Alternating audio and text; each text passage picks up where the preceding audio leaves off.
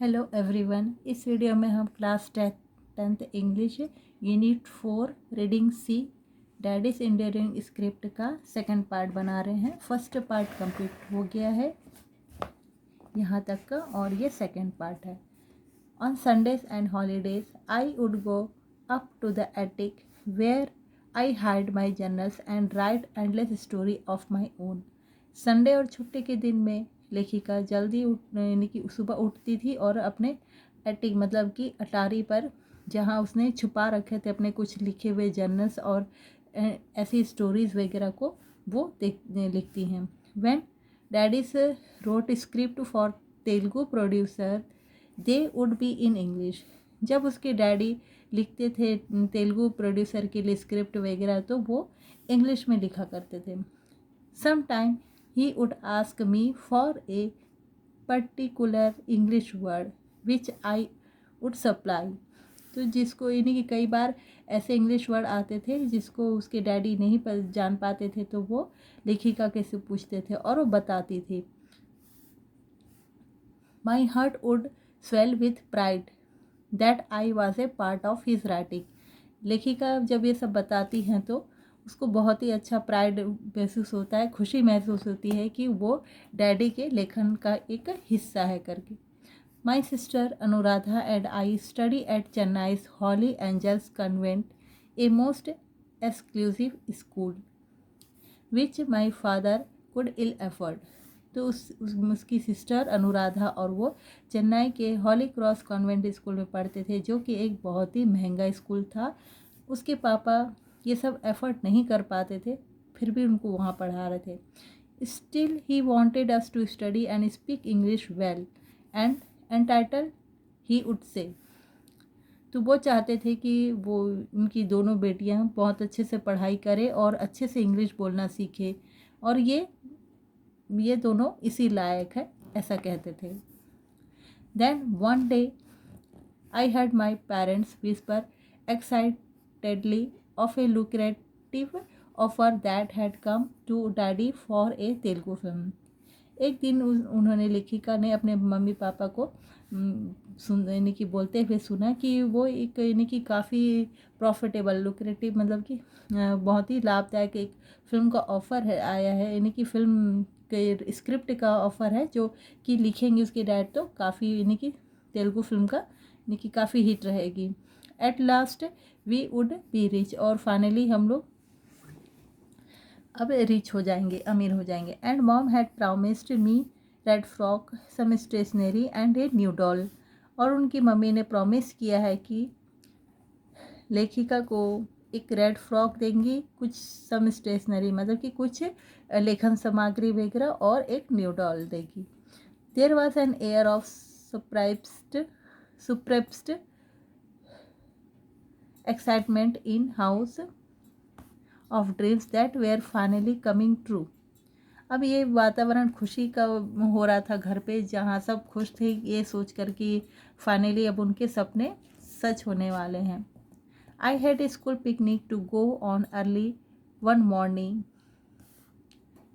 The evening before.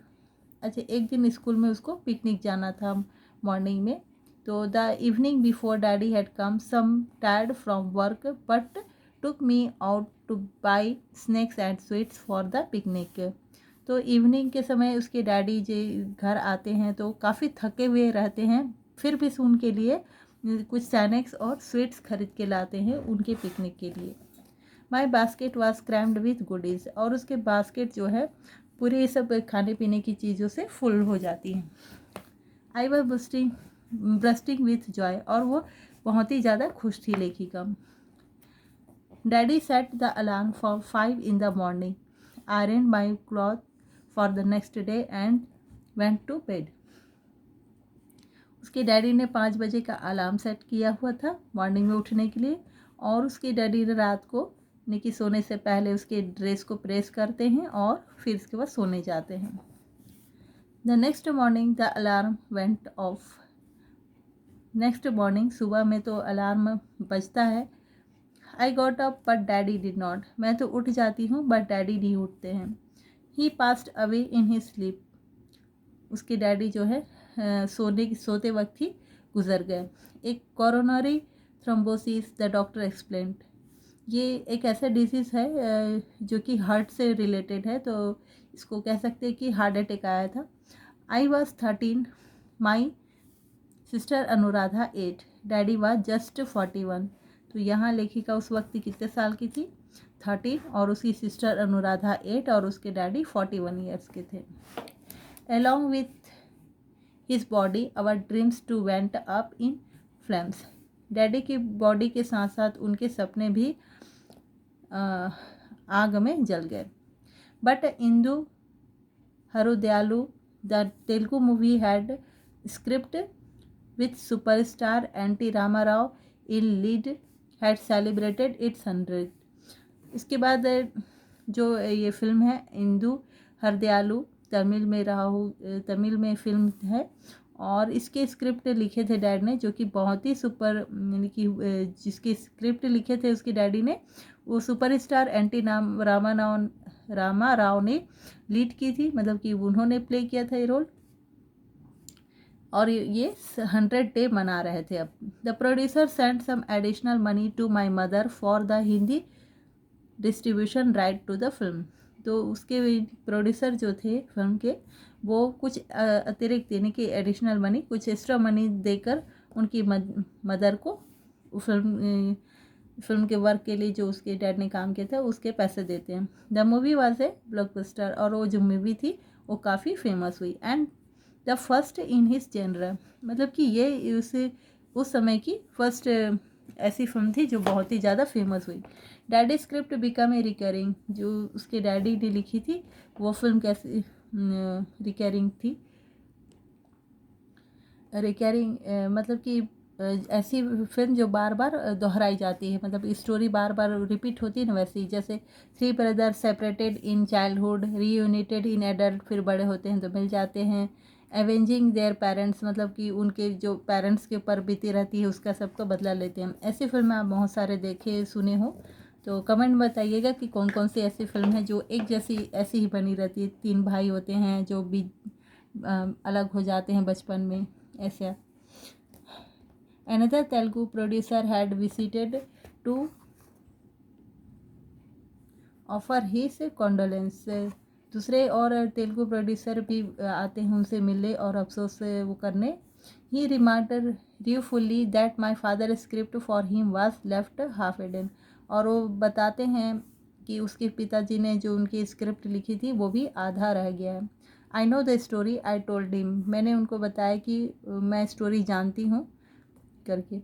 I could finish it for you, और वो story मैं आपके लिए फिनिश कर सकती हूँ, नहीं कि ख़त्म कर सकती स्टोरी लिखकर। He look at me with kind eyes, are you sure, और वो मेरे तरफ एकदम ये बहुत ही काइंड भाव से देखते हैं और बोलते हैं आर यू श्योर, तो मैं आई नोडेड, मतलब कि हाँ मैं सिर हिलाती हूँ हाँ बोलकर। Daddy discuss the treatment with me, daddy ने इनका जो है स्टोरी को मेरे से डिस्कस किया हुआ था। ही smiled at my use of Jurgen, और वो स्माइल्ड करते हैं उसके शब्द के जालों से, मतलब कि जो भी बोल रही थी वो। I completed the script for him, और ये सब मैंने उसकी स्क्रिप्ट जो इनकम्प्लीट थी उसकी डैडी ने इनकम्प्लीट रखी थी वो अमारा भवानी लिख कर कम्प्लीट करती है। My mother who would be a teacher before her marriage went back to support the family। तो जो उसकी मदर पहले टीचर हुआ करती थी शादी से पहले, तो वो अब फिर से सब फैमिली सपोर्ट करने के लिए फिर से टीचिंग का काम करना शुरू करती हैं।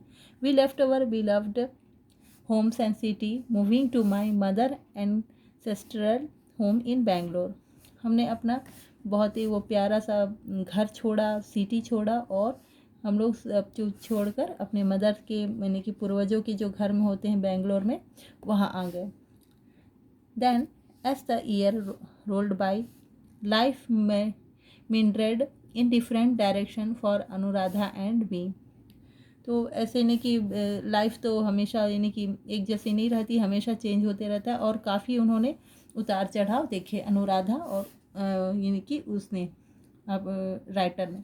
But our loves for language and the writing words stood us in good state. मगर चाहे कितने भी उतार चढ़ाव आए, जैसा भी स्थिति था, लेकिन उनके जो यानी कि शब्दों के लिए, भाषा के लिए और लेखन के लिए जो थे, वो अब भी उनके विचार वही थे, वो लिखना चाहते थे। मतलब कि दोनों। Studies complete, Anuradha become a marketing professional. Study complete हुआ और अनुराधा, उसकी बहन जो है, मार्केटिंग प्रोफेशनल होती हैं। While I become a mathematic teacher, और राइटर खुद एक मैथमेटिक टीचर होती हैं। We soon had our own family, और उसके बाद उनका खुद का एक फैमिली हो जाता है। एंड चिल्ड्रन टू राइज, और उनके बच्चे बड़े हो जाते हैं।